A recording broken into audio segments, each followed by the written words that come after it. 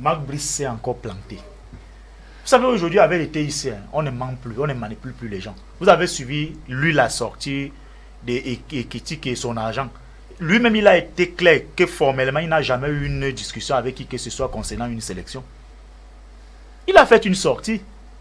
Donc, nous dire qu'il a discuté avec le gars, il a dit qu'il a relégué le Cameroun. Déjà, d'abord, c'est déjà un menteur, Marc Brice. Donc, il faut prendre ces choses avec beaucoup de pincettes. Parce que le gars a fait une sortie. Tu peux fouiller là tout à l'heure, là, va dans le journal L'équipe, un peu partout.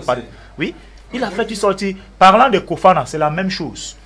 Il a fait une sortie là où il dit que, en conférence de presse, que Kofana a dit qu'il vient d'échanger 3 clos, quoi, il est fatigué, machin, tout ça. L'agent des joueurs de Kofana a fait une sortie, compris le joueur, même ils disent que non, ce n'est pas ce qu'ils ont dit. Donc, vous voyez qu'il y a trop d'amalgame dans cette histoire. Maintenant, oui, on va dire Ekitike, oui, il n'a jamais voulu. Qu'est-ce que le Cameroun a fait pour lui? C'est le Cameroun qui l'a formé. Non. Vous savez, sortons un peu de cette posture, la paresse. Vous avez compris, non, monsieur Ama Olinga. Il y a les Ekitike ici, là, au Cameroun, nombreux comme ça. Il s'agit juste d'être très sérieux et d'être bien organisé. Il y a l'ANAFOOT, l'Académie nationale de football, qui a été créée depuis 2010. Je pense qu'elle a commencé à fonctionner, je crois, ça fait au moins 5 ans ou 6 ans aujourd'hui. Qu'est-ce que l'ANAFOOT fait pour ne pas sortir les Ekitike? Parce que le rôle premier, c'est-à-dire que la conception et la mise en service de l'ANAFOOT, c'était pour pallier ces genres de choses. C'est-à-dire permettre aux jeunes qui embrassent la profession ou le métier de footballeur de travailler dans un cadre approprié qui peut leur permettre de faire éclore leurs talents. Les gens sont à l'ANAFOOT, ils gagnent des millions de francs CFA là-bas.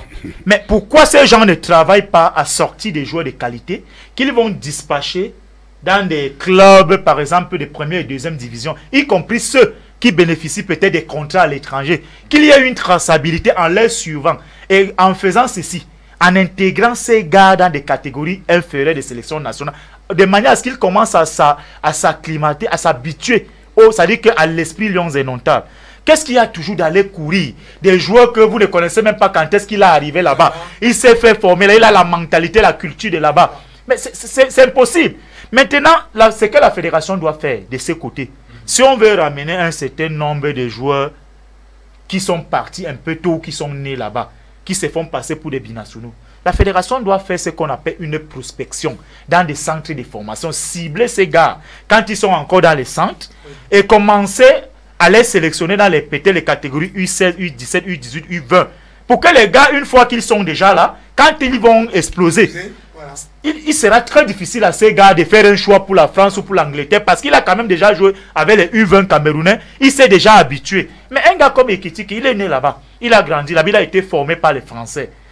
Il voit tout ce qui se passe là, vous convoquez des joueurs blessés, les affaires où les gens se discutent les bagarres, le ministère veut décider, le sélectionneur démissionne, il revient sur sa décision. Mais attends, le gars ne peut pas être motivé de venir.